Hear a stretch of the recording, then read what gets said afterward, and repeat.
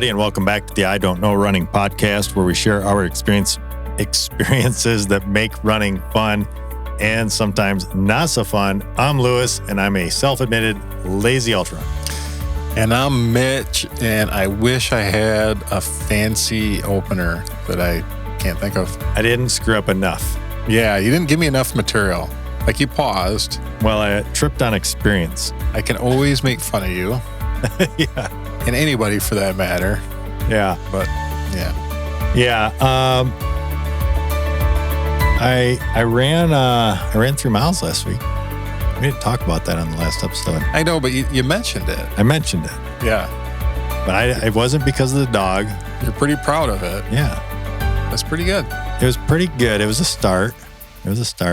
Restarting my running. But you didn't go this week. I will say this. You've run more than I have this year. This year? Oh, yeah. When did you have surgery? February.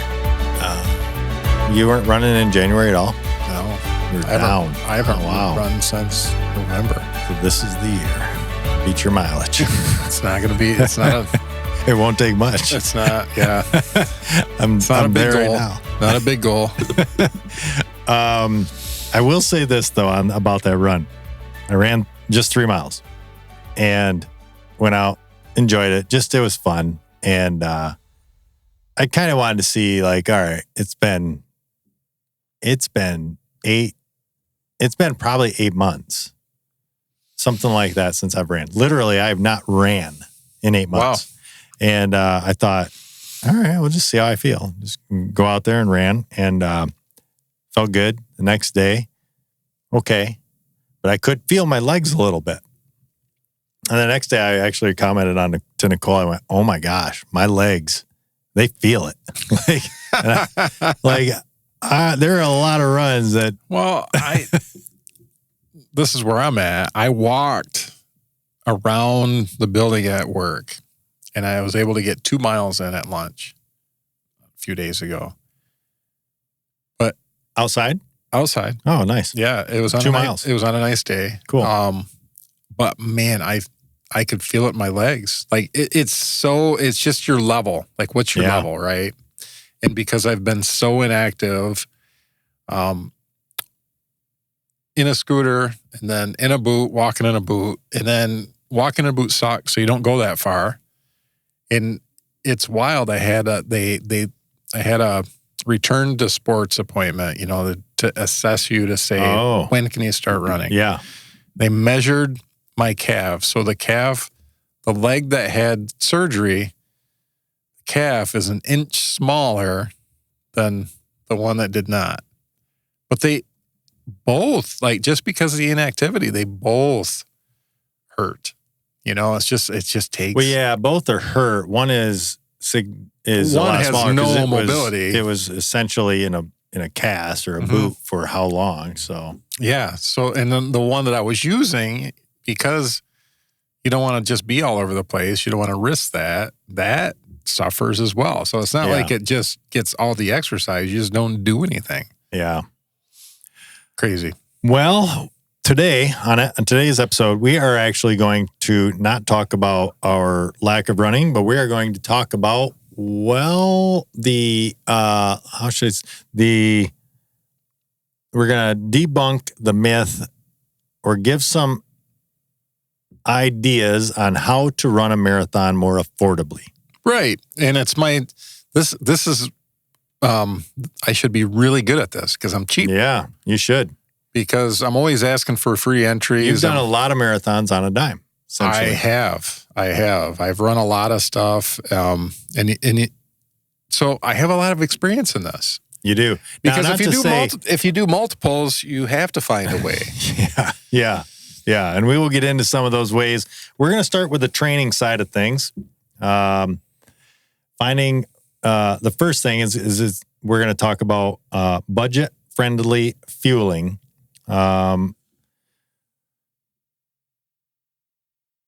This is weird.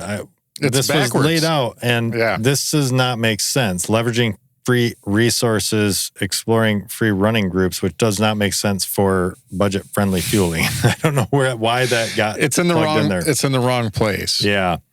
Smart nutrition choices. Focus on nutrient-dense, budget-friendly food sources like oats, bananas, rice, and lentils for sustained energy during training. Fueling for a marathon doesn't necessitate expensive energy gels and bars for every workout, which is, they are expensive. Oh, yeah. When you start to rack up 2, 3, 4 energy gels for your long runs, that adds up. Yeah. Costing you, think about it. The fact that it costs you to go out and do that run, like that. So let's say 4, and what are they? Probably $1.50 now, $2. I don't even know anymore. I haven't bought any in a long time. And I always buy them in bulk if I do. Well, yeah, I always would too. But I found that I don't use them on training runs necessarily. As much as you should. Right. And they say you should, because you should be trying, you shouldn't be trying new nutrition on race day. So you should be trying that stuff. But if you know it doesn't bother your stomach, I don't know that you really need to use it on a training run. Yeah. It's good to try it. Make sure it's good for you, but not to say that you can't get away without it. Staples like oats are a cheap and excellent source of complex carbohydrates for sustained energy. Bananas offer potassium and quick energy. Rice, especially brown rice, provide complex carbs and can be bought in bulk at low cost. And we have seen people put together rice-type things for races. They eat them during the race. I've seen Sean take pierogies on a long run. Yeah. It doesn't have to cost you a fortune every single time you go out there and run. Right. That said, it is important to practice what you're going to do for a race. But if you're trying to be budget conscious, these are some things that you can do. The other thing it does say is leveraging free resources. We'll go back to that. Exploring free run groups, local park runs, and virtual communities for shared motivation and accountability. Like what we did on Wednesday nights. Right. You don't have to join a run club to have that. There are some great pay-to-play run groups around, and they give you training plans. And the nice thing about it, even that, one of them, you get a free entry into the race when you join their group. It pays for itself. Yeah, right. But there are cheaper ways to do that. There are groups that meet that are always welcome. They're always welcoming new people, and they will show you the route. They'll run with you. So you don't have to spend a bunch of money. You don't have to spend a bunch of money to get into a group. Not saying that they're bad or anything like that. We're just looking at the budget-friendly version of this. So if you have the money to do it, go ahead and do it. But we're just talking to budget-friendly examples here. Join a run group that is free. There's tons of them. They are out there. Ask around. Ask anybody that runs, hey, do you know of any run groups? Chances are somebody knows of either somebody that does know or they know. Next one, strategic supplementing, which this kind of ties to the nutrition thing, but invest in affordable and essential supplements like electrolytes and protein powder to support your training needs. That is a lot of what we do versus the gels and things like that. We drink our nutrition. Right. And for me, I do the same thing. I just buy Gatorade again. Like I've gone through everything, Tailwind, and I don't know, there's like four other different powdered supplements that I've used for running. And I'm back on Gatorade just because it's simple and easy and cheap. I can go to the store. I can get a big old, big old thing of Gatorade, powdered Gatorade, and I just put a scoop in. And that's a lot of people that it bothers their stomach. So yeah, it's sugar. It's very sugary. Yep. Yeah. But if you can get away with it, that's really cheap. It's really cheap. It's way cheaper than like Tailwind or I don't know, whatever all of those other ones are. I'm trying to think of the other one that you can get, but I can't. Element is another one. Some of those I was thinking Infinite Nutrition. Infinite Nutrition. They tailor it, but man, that stuff is expensive. It's expensive. It works. It also works. What's the one that Terrence was telling us about. Oh, I forget that one. Anyway, that's another one. And I actually have some of that in the cupboard. I need to use that. I bought that last year for my training, and then I got hurt after the mummy and didn't get back to it. But yeah, there are way cheaper ways that you can do it. Use the budget-friendly stuff, and yeah, it's fine. Not that the others aren't better. They do work really, really well, but if you're looking budget-friendly, those work. Let's talk about gear, how to get gear on a budget. It does start right off with finding the right shoes. I will say this, and we said this prior. If you're going to spend money on anything, spend it on shoes. Spend it on shoes, but there are options out there. I'm thinking of the Atreyus that I was using. They're like $70 for a brand new pair of shoes. There was something on here, like one of the suggestions, like when I was researching this, was to get them, to try them on at a running store and then trying to get them online. Don't do that. I put that all in red. Like, no, yeah. that's crap. That's a jerk move. And typically a running store, they're going to have a sale rack. Yeah. If you go to Strider's, they have a whole table full of shoes that are the last model. At one time, those were the latest and greatest. Yeah. So why wouldn't they be the latest and greatest now? Go to that table and check out that table when you're looking at shoes. And if you go in there, they're not gonna steer you wrong. They're gonna put you in the right shoe. Tell them you're on a budget, that you don't have a lot of money to spend, and say, hey, what about that sale rack? Yeah. And if everybody did that, if they all went in there, tried them on, and then ordered them online, guess what's not going to be around to try on shoes? Right. That running store. Yeah, I cannot, I will never support that. Yeah. Support your local guy. Yeah. But anyway, finding the right shoes, there are ways to do it. As Mitch said, look at the sale rack. There's benefits to going into the local running store. Number one, you're going to be taken care of, both short-term and long-term. They're going to check you out. They're going to put you in the right shoe. Yeah, it is an investment. That is the one place, if you're going to put money, put it there. Yep. That and socks, I would say. Yeah, I was going to say. The two things. Yeah. The rest, especially when we're talking about a marathon, you might get a little chafing, but you'll make it through. Well, I did see that somebody just ran, what marathon was it, in jeans? I know. and 226 or something like that. In jeans. So, my gosh. You can run in jeans if you have to. That's insane. But yeah, find the right shoes. There are cheaper alternatives like Atreyu, things like that are fine shoes if they work for you. They don't necessarily work for everybody. But yeah, get last year's model, and that's out there too. There's always the new model out, which means they discount the last year's model a lot of times.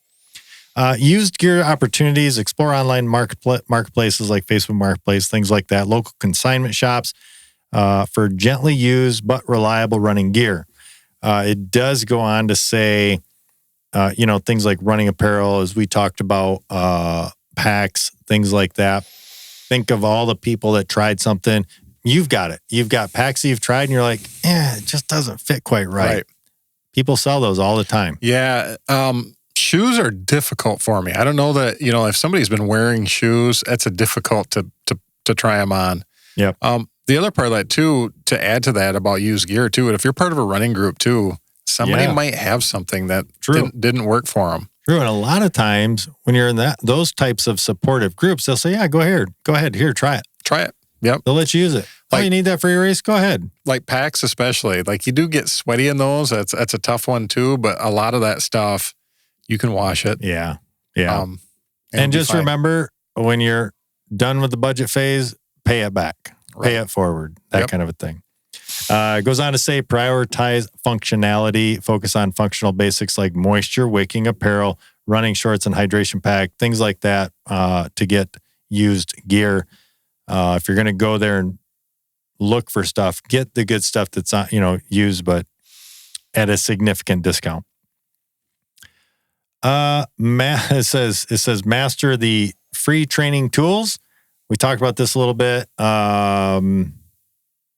Maybe we did on the front end a little bit. A little bit. But yeah, there are tons, especially today, loads of free training tools. You do not need to hire a coach. You do not need to hire somebody. Not to say, again, that those are bad things. You absolutely can do that. And yeah, can they do a lot for you?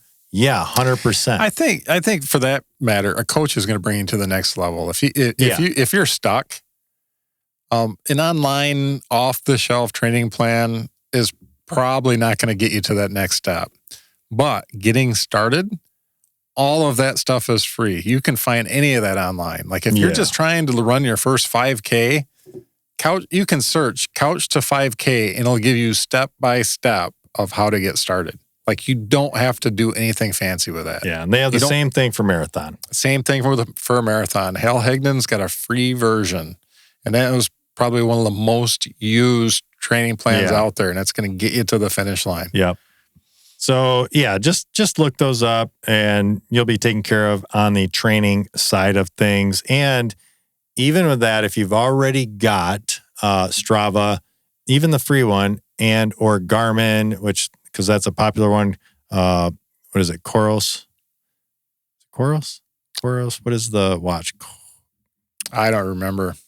I'm thinking Sanudo or, like one of those. Sanudo is another one, but I thought it was Coros. But anyway, something like that. All of them have a similar type training that will get you close. And we're talking budget marathon here. To take that a step further, you don't have to buy a watch. Yeah, you don't have to, but I'm just looking at if you've already got this stuff. Right. So Strava has a version that you can download to your phone and use your phone as with Strava. That's true. That's a good point. And to add to what you said, there are training programs in Strava, I think even on the free version, that you can use. Yeah, it does go on to say here even numerous free running apps like Strava, Nike Run Club, which I had forgotten about, and Map My Run offer valuable features without a subscription. These apps can track your runs using GPS with your phone, not a watch, monitor your pace and distance, and provide basic progress analysis. And many of them have some sort of a training plan for marathons. And the cheapest watch you're going to find is $100 to $150. Yeah. Cheapest. Yeah. And that's not bad. It's not bad. For what it gives you, actually, it's a lot. But when you start getting into more features, you're looking at $300 to $500 for more features. Yeah. And if you want a long battery life, then you're starting to talk $1,000. Yeah. It gets expensive fast. Yeah. If you start getting big eyes and you keep one up, and you spend a lot of money quick. Yeah. But I will say this. I love my watch, but... Yeah, but I just look at, okay, not everybody does this, but I do. I look at when I got my Garmin Phoenix, I don't know, it was like $600 at the time, and that's going back a few years. But if I look at the cost per year, I mean, it's probably, I don't know, $70. I'm spending roughly, if I break it down over time, I'm only paying like $60, $70 a year because I use mine a lot. Yeah. A lot. Because I don't just use it for running. I use it for my daily. I use it for my golf. I use it. Right. I mean, I use it for a ton. But from a different perspective, if you're going to do one and done, like this is my bucket list, I'm going to run a marathon. Yeah. No, you don't have to buy a watch. No, definitely. Community engagement. Join free running groups. We talked about that a little bit on earlier already.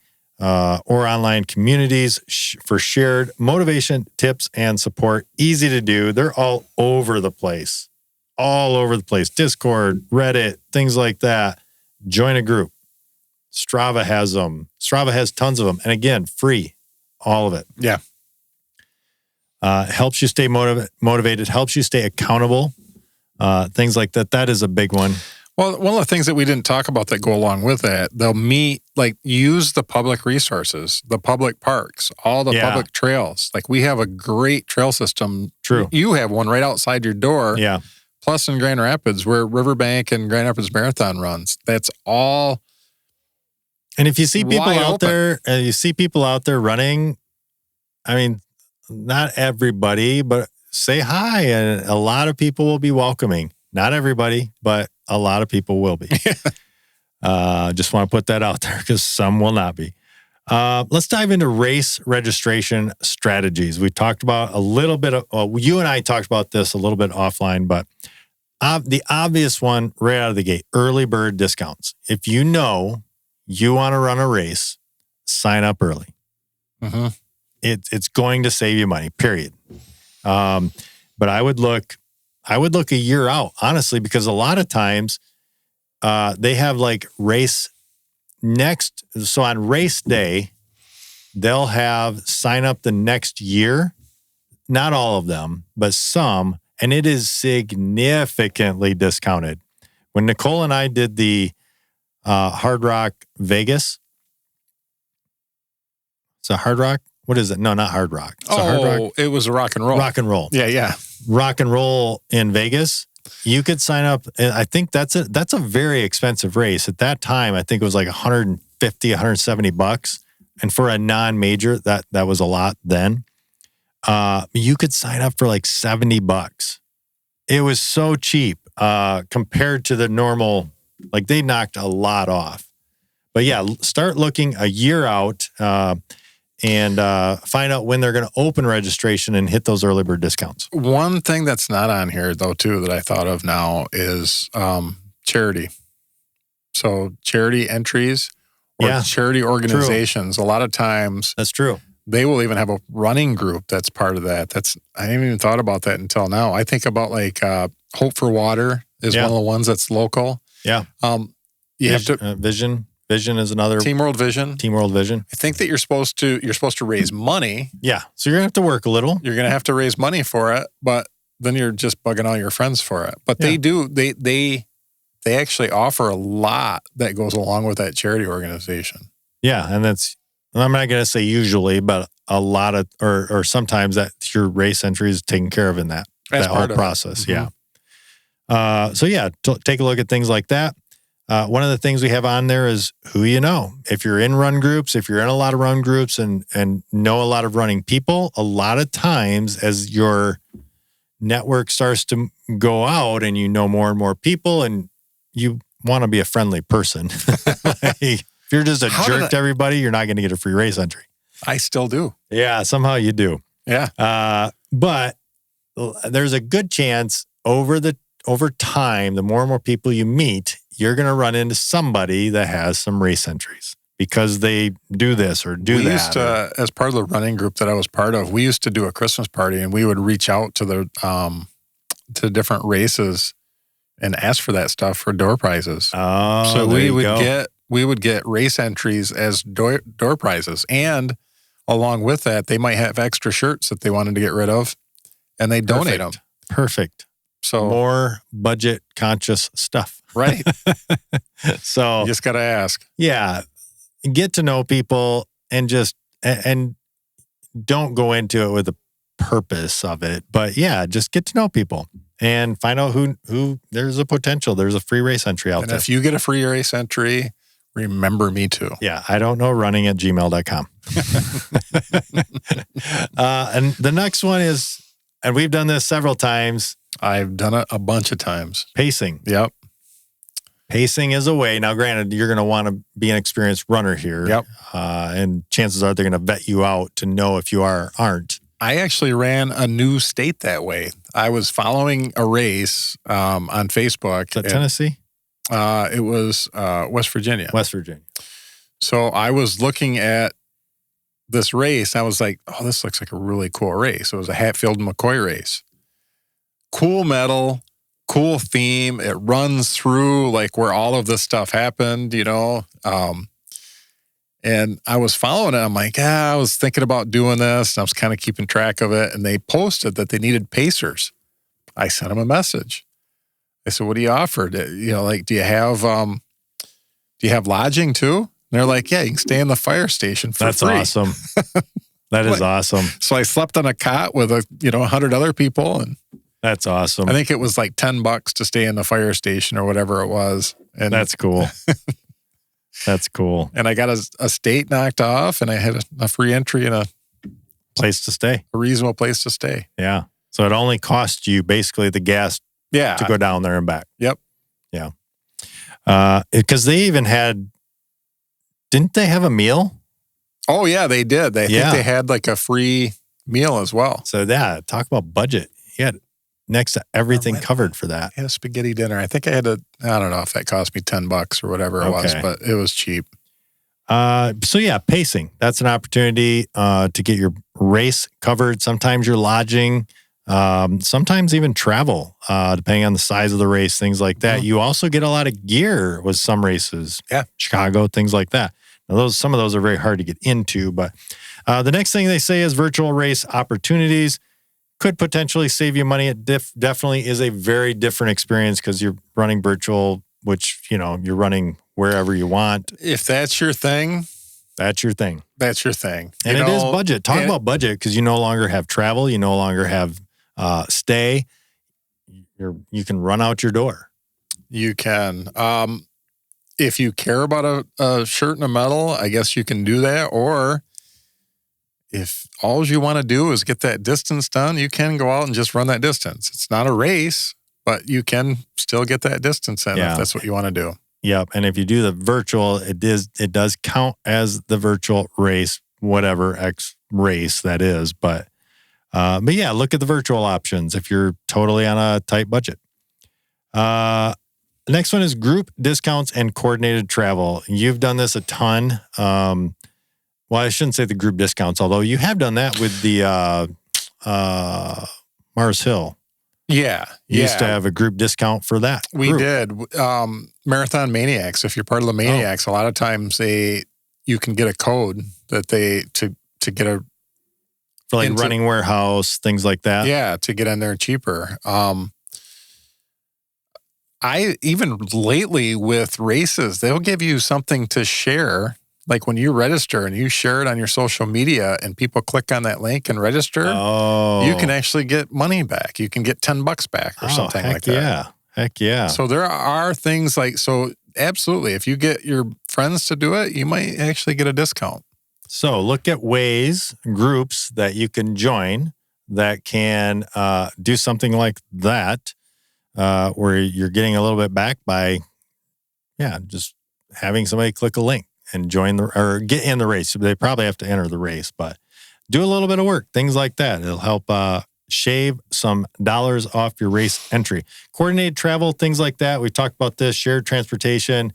You've driven to several races with a group of people. You load up the vehicle, you divide all the costs by 4. We went to Missouri. I think we had 6 of us on a van. 6 divided by 6. I remember we went and we did the Indianapolis Marathon, the Monumental. I think we had 8 people in a hotel room. Oh my gosh. Sleeping on the floor. Oh my gosh. You can be cheap. It works. You can cut costs. So yeah, look at the ways that you can divvy up and spread the cost out of transportation, of hotel room, things like that. Make sure it's on above board. Like, don't be getting busted sneaking 10 people into a hotel room when you're not supposed to. Oh, I think it was fine. Yeah. Share the cost, things like that. It does go into how to stay motivated on a budget. These are, I don't know. These are just kind of things. Yeah, I guess it kind of makes sense, but the big thing here is being in a running group of some kind, even if it's 1 or 2 people or a big group. Things like park runs, things like that. Being involved in groups that are free. I think basically what this is saying, and it says celebrate the small wins. It doesn't mean that you have to I ran my first marathon. I need to go out and buy this big expensive dinner. I think that's what it's trying to say. Yeah. I don't know. I mean, if you're really trying to watch it, you're not going to do that anyway. Yeah. I mean, I think about that too. When we travel, we try to get a place with a kitchen so that we can cook. Not only exactly. Yep.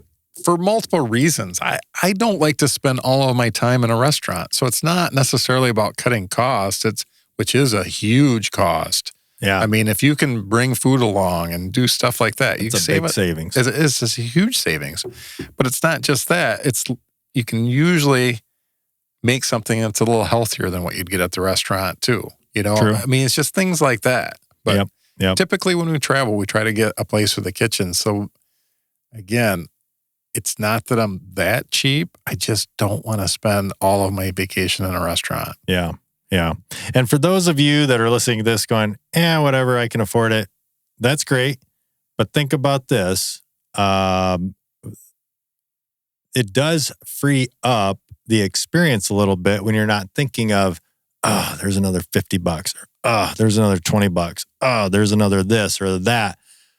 If you focus on the budget a little bit more, it does allow you to kind of go, I can enjoy this. Yeah, and I'm not blowing the bank doing this. Or I can do this five times a year. Yeah. 2 more times this year or whatever, because I was budget conscious on my race. So hopefully these things, some of these you can take away to your next training cycle or the next race you get into. And I wish we had a bunch of race entries we could give out and say, just listen to us. We can give you race entries. We got to talk to a few people. We actually could, I think, pretty easily get a handful from different races. We got to do that. I think we got to do that. I think that's an idea. That's actually an idea. So what we've finalized there is that if you listen to the I Don't Know Running podcast, you can get race entries. Maybe.